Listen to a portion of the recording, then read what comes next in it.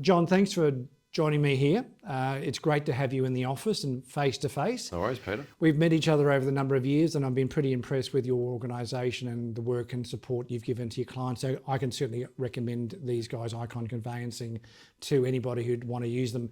But John, maybe we can start this off and say, well, in general sense, what does a settlement agent do? Well, our role, Peter, is to effectively transfer ownership from the seller's name into the buyer's name. In basic terms, and for the buyers to get good title to the property. But our role is to bring the client along the way, to work with the seller to ensure that the mortgage needs to be discharged, and to effectively make sure that we meet settlement on the due date.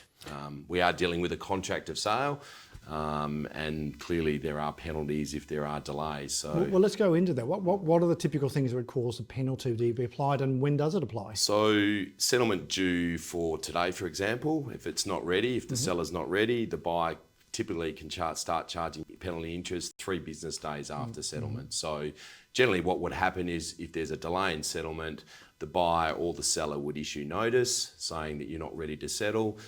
That party who's not ready to settle has 3 business days to settle. And then if beyond that 3 business days, that party's still not ready to settle, then the other party can charge penalty interest. For $1 million loan, property that we settled, what so it's approximately worked, per day? So you're probably looking at about $300 to $400 a day penalty interest. A lot of money. So it's a lot of money, and that's why it's really important that we get everything right from day one. So communication with the client, whether it's the seller client or the buyer client, is extremely important. So as soon as we receive an instruction from a real estate agent, it's actually getting on the front foot from day one, having that conversation with the seller or the buyer, and actually going through the process with them to avoid any loophole or issues leading up to settlement. Well, let's get into that, because sometimes there's a discussion who does what after settlement. Some settlement agents will say that their job is simply to just do the numbers. Is that your view of a settlement agent? I think it's important, Peter, that we work with the real estate agent. There's a number of parties involved in a transaction. So it's really important that we work with the real estate agent and also the client to ensure a smooth process. So if there are any issues along the way, we would then communicate with our client, because at the end of the day, they're the ones that pay us to do the job. We take their instructions, but then we work with the real estate agent to ensure if there needs to be a change in a settlement date or a change in a condition. We then work with that real estate agent to ensure that we're all on the same page. And I think the important part that I hear there is that you are part of that process, and Absolutely. that you want to guide your client. Correct. And you're prepared to talk to the other settlement agent on the other side to, if you disagree, you'll say you disagree, and you'll have a discussion amongst each other. Yeah, I mean, look, at the end of the day, the main thing is to ensure we get settlement. Of course. Okay? And we work with our client, whether it's the seller or the buyer, and then we work with the other settlement agent. Okay? Now, at the end of the day, we've got a contract that we're dealing with. We've got the joint form of general conditions that we're dealing with. So we are making sure that we are referring to those, the contract of sale and also the joint form of general conditions. But we are needing to work together as a group to ensure that we meet that settlement. Is there an example with one tricky issue that was memorable for you, in terms that you were very happy at the end of it that you got through it? We've had the odd one or two. I've got one at the moment where, literally 30 minutes before settlement, the bank tells us that they've lost the title deed. And that was on the day of settlement, which is extremely disappointing. However, we've worked with the seller, we've prepared the necessary documentation, worked with the bank, and have actually lodged those documents at Landgate, and will hopefully settle on Monday. Okay. But there are instances where we need to go out and see the client and do extra documentation. That's just part of our process. Well, that raises a great question, actually, because a lot of buyers who maybe haven't bought a lot of property before think that maybe they're going to get the key at on settlement day. What's your experience? So again, it's all about the communication to the buyer. So when we meet up with the client and sign the documents and ID them, we actually go through the steps with them. And one of the main things we talk about is settlement date, what actually happens on settlement. And then once settlement goes through, we explain to them that we notify the real estate agent, talk to them and notify them as well. But in terms of collection of keys, It really all depends if the seller is living in that property at the time of settlement. Because if the seller is living there, then they've literally got till 12 noon the next day to move out. So, Well, I think that's one of the things a real estate agent, a good real estate agent, will actually have sorted that out prior to settlement day and ask the seller, what are you doing? You're going to have it the day after or on the day. Sometimes we find buyers have expectations that they might get it on the day, but a good agent should tell them that.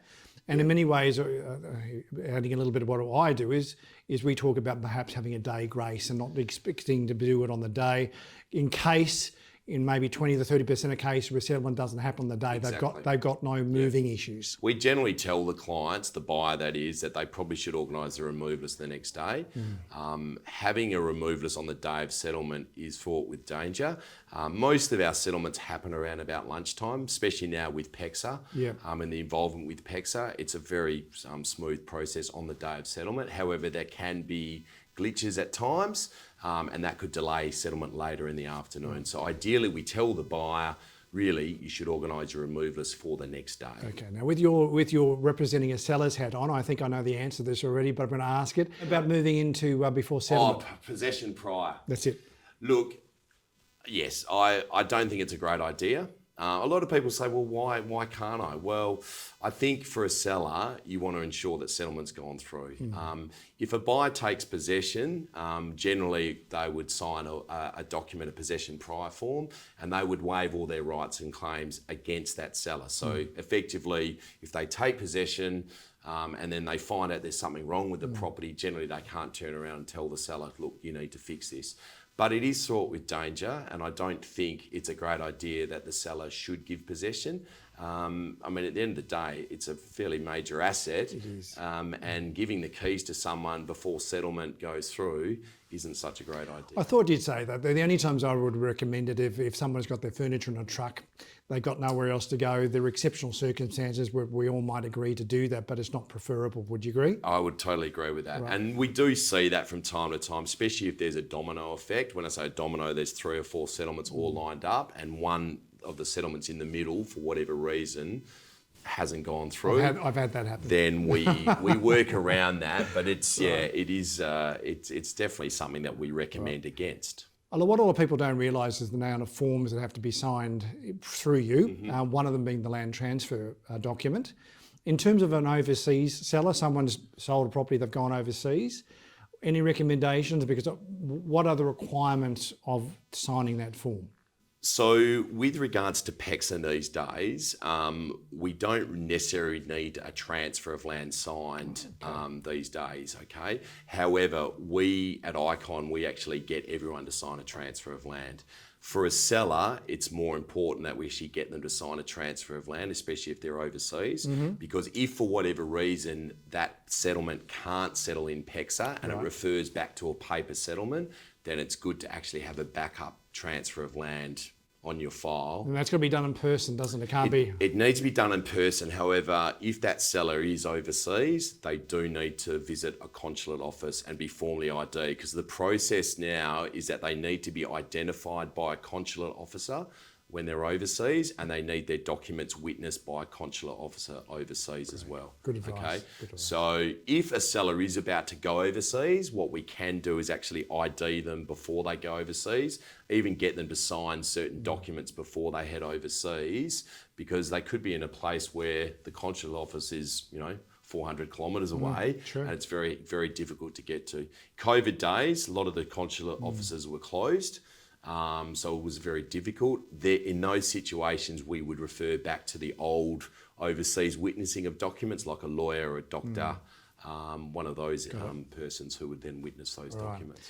Final question for you. For a smooth settlement, are there any recommendations for a buyer or seller of things they just need to have their ducks in a row in to make it easy for you? I think for us, it's about communication to the client. So it's ensuring that they have got everything in place and understanding the process, what we do, and what they should be doing in terms of, if it's a seller, if there's a mortgage on the title, organising their discharge well in advance. Okay, if they've sold the property for more than $750,000, they need an ATO clearance certificate from the tax office. If it's a buyer, making sure that their mortgage documents are signed, making sure the white ant, the building report, those conditions are met on time, and I suppose most importantly, getting their finance due if it is subject to finance. So it's really making sure that, you know, that we meet those conditions, meet them on time, and again, as I said, communicating with the seller and buyer, ensuring that the file is moving forward and reaching settlement in a timely manner. John, thank you very much. No worries. Thanks, Peter. Cheers. Cheers.